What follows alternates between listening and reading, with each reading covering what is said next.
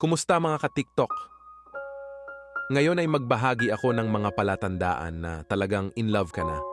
Tara, handa ka na ba? Una, kilig overload. Kapag naaalala mo siya, napapangiti ka ng hindi mo namamalayan. Pangalawa, kung palagi mo siyang nasa isip mo, kahit saan ka magpunta, parang kahit anong gawin mo, kasama mo siya sa utak mo.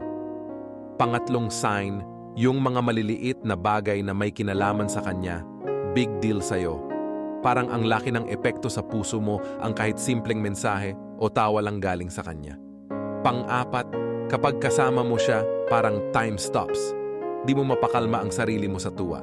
Ang saya-saya mo pagkasama niya. Panglima, kung di mo napapansin ang oras kapag kasama mo siya. Parang ang bilis ng oras, pero gusto mo pa ng mas marami. At yan ang 5 palatandaan na baka nga talagang in love ka na.